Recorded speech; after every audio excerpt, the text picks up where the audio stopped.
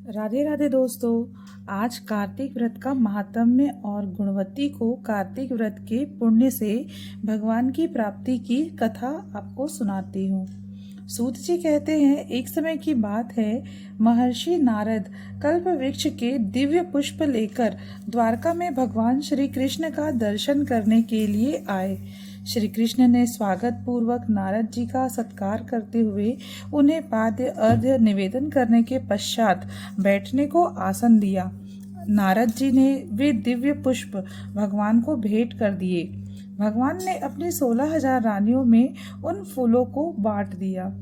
तदंतर एक दिन सत्यभामा ने पूछा, प्राणनाथ, मैंने पूर्व जन्म में ऐसा कौन सा दान, तप अथवा व्रत किया था जिससे मैं मर्त्य लोक में जन्म लेकर भी मर्त्य भाव से ऊपर उठ गई, आपकी अर्धांगिनी हुई।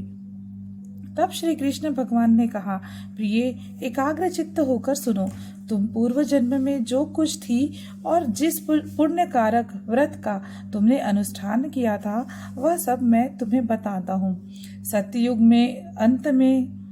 सत्ययुग के अंत में मायापुरी के भीतर अत्रि कुल में उत्पन्न एक ब्राह्मण रहते थे जो देव शर्मा नाम से प्रसिद्ध थे।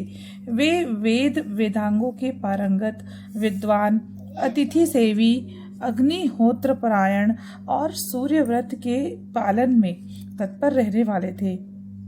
प्रतिदिन सूर्य की आराधना करने के कारण वे साक्षात दूसरे सूर्य की भांति तेजस्वी जान पड़ते थे। उनकी अवस्था अधिक हो चली थी। ब्राह्मण के कोई पुत्र नहीं था, केवल एक पुत्री थी जिसका नाम गुणवती था। उन्होंने अपने चंद्र नामक शिष्य के साथ उसका विवाह कर दिया। वे उस शिष्य को ही पुत्र की भांति मानते थे और वह जितेंद्रिय शिष्य भी उन्हीं पिता के ही तुल्य समझता था। एक दिन वे दोनों गुरु शिष्य कुश और समिधा लाने के लिए गए और हिमालय के शाखाभूत पर्वत के वन में इधर उधर भ्रमण करने लगे। इतने में ही उन्होंने एक भयंकर राक्षस को अपनी ओर आते देखा। उनके सारे अंग भय से कांपने लगे। वे भागने में भी असमर्थ हो गए। तब तक उस काल रूपी राक्षस ने उन दोनों को मार डाला। उस क्षेत्र के प्रभाव से तथा स्वयं धर्मात्मा होने के कारण उन दोनों को मेरे पार्षदों ने वैकुंठ धाम में पहुंचा दिया। उन्होंने जो जीवन भर सूर्य पूजन आदि किया था, उस कर्म से मैं उनके ऊपर बहुत संतुष्ट था। सूर्य, शिव, गणेश, विष्णु तथा शक्ति के उपासक भी मुझे ही प्राप्त होते हैं। जैसे वर्षा का जल सब ओर से समुद्र में ही जाता है, उसी प्रकार इन पांचों के उपासक मेरे ही पास आते हैं। मैं एक ही हूँ, तथापि लीला के अनुसार भिन्न भिन्न नाम धारण करके 5 रूपों में प्रकट हुआ हूँ। ठीक उसी तरह जैसे कोई देवव्रत नामक एक ही व्यक्ति पुत्र, पिता आदि भिन्न भिन्न नामों से पुकारा जाता है। तदंतर गुणवती ने जब राक्षस के हाथ से उन दोनों के मारे जाने का हाल सुना, तब वह पिता और पति के वियोग से दुख से पीड़ित होकर करुण स्वर में विलाप करने लगी। हे नाथ, हे तात, आप दोनों मुझे अकेली छोड़कर कहाँ चले गए? मैं अनाथ बालिका आपके बिना अब क्या करूँगी? अब कौन घर में बैठी हुई मुझ कुशलहीन दुखिनी स्त्री का भोजन और वस्त्र आदि के द्वारा पालन करेगा? इस प्रकार बारंबार करुणाजनक विलाप करके वह बहुत देर के बाद चुप हुई। गुणवती शुभ कर्म करने वाली थी। उसने घर का सारा सामान बेचकर अपनी शक्ति के अनुसार पिता और पति का पारलौकिक कर्म किया। तत्पश्चात वह उसी नगर में निवास करने लगी। शांत भाव से सत्य, शौच आदि के पालन में तत्पर हो भगवान विष्णु के भजन में समय बिताने लगी। उसने अपने जीवन भर 2 व्रतों का विधि पूर्वक पालन किया। एक तो एकादशी का उपवास और दूसरा कार्तिक मास का भली भांति सेवन। प्रिय, ये 2 व्रत मुझे बहुत ही प्रिय हैं। ये पुण्य उत्पन्न करने वाले, पुत्र और संपत्ति के दाता तथा भोग और मोक्ष प्रदान करने वाले हैं।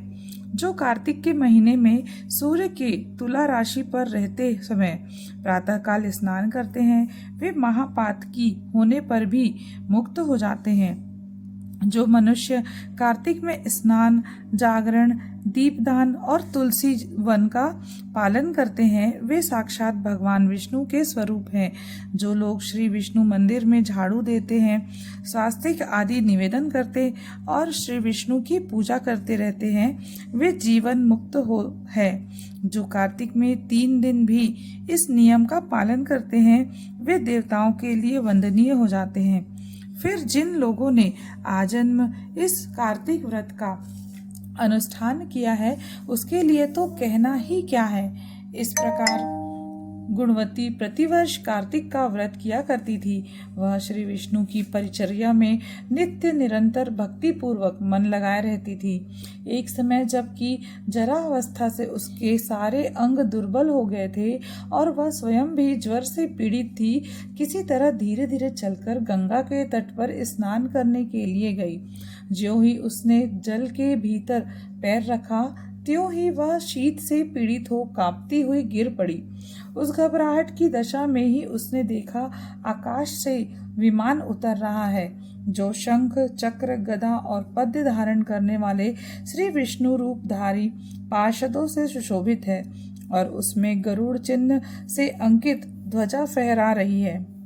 विमान के निकट आने पर वह दिव्य रूप धारण करके उस पर बैठ गई। उसके लिए चंवर डुलाया जाने लगा। मेरे पार्षद उसे बैकुंठ से ले चले। विमान पर बैठी हुई गुणवती प्रज्वलित अग्नि शिखा के समान तेजस्विनी जान पड़ती थी। कार्तिक व्रत के पुण्य से उसे मेरे निकट स्थान मिला। तदंतर जब मैं ब्रह्मा आदि देवताओं की प्रार्थना से इस पृथ्वी पर आया तब मेरे पार्षद गण भी मेरे साथ ही आए। भामिनी समस्त यादव मेरे पार्षद गण ही हैं। ये मेरे समान गुणों से शोभा पाने वाले और मेरे प्रियतम हैं। जो तुम्हारे पिता देव शर्मा थे वे ही अब सत्राजित हुए हैं। शुभे चंद्र शर्मा ही अक्रूर है और तुम गुणवती हो। कार्तिक व्रत के पुण्य से तुमने मेरी प्रसन्नता को बहुत बढ़ाया है। पूर्व जन्म में तुमने मेरे मंदिर के द्वार पर जो तुलसी की वाटिका लगा रखी थी उसी से तुम्हारे आंगन में कल्प वृक्ष शोभा पा रहा है। पूर्व काल में तुमने जो कार्तिक में दीपदान किया था उसी के प्रभाव से तुम्हारे घर में यह स्थिर लक्ष्मी प्राप्त हुई है तथा तुमने जो अपने व्रत आदि सब कर्मों को पति स्वरूप श्री विष्णु की सेवा में निवेदन किया था इसलिए तुम मेरी पत्नी हुई हो। मृत्यु पर्यंत जो कार्तिक व्रत का अनुष्ठान किया है इसके प्रभाव से तुम्हारा मुझसे कभी भी वियोग नहीं होगा। इस प्रकार जो मनुष्य कार्तिक मास में व्रत परायण होते हैं वे मेरे समीप आते हैं। जिस प्रकार की तुम मुझे प्रसन्नता देती हुई यहाँ आई हो। केवल यज्ञ, दान, तप और व्रत करने वाले मनुष्य कार्तिक व्रत के पुण्य की एक कला भी नहीं पा सकते। सूत जी कहते हैं, इस प्रकार जगत के स्वामी भगवान श्री कृष्ण के मुख से अपने पूर्व जन्म के पुण्य में वैभव की बात सुनकर उस समय महारानी सत्यभामा को बड़ा हर्ष हुआ। दोस्तों, इस कथा में आपने सुना कि किस प्रकार गुणवती को कार्तिक व्रत के रखने के फलस्वरूप और कार्तिक मास के नियमों का पालन करने के फलस्वरूप श्री कृष्ण का सानिध्य प्राप्त हुआ। इसी प्रकार जो साधक तारों की छांव में भोर में स्नान करते हैं कार्तिक के मास में और तुलसी एवं सूर्य देवता को अर्घ्य देते हैं, इसके पश्चात श्री विष्णु की पूजन करते हैं, उन्हें पूर्व जन्म के किए गए और पूर्व में किए गए सभी पापों से मुक्ति मिल जाती है। साथ ही साथ उनके घर में हमेशा लक्ष्मी का वास होता है, धन धान्य से एवं संपत्ति से पूर्ण रहते हैं और अंत में मोक्ष को प्राप्त करते हैं।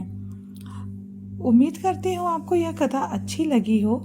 यदि अच्छी लगी हो तो प्लीज़ लाइक ज़रूर करें और यदि मेरे चैनल पे पहली बार आए हैं तो इसे सब्सक्राइब ज़रूर करें। आगे की कथा सुनने के लिए भी आपको इस चैनल को सब्सक्राइब करना ज़रूरी ही रहेगा। तो तब तक के लिए आप सभी को जय श्री हरि विष्णु, दामोदर मास की जय, कार्तिक मास की जय।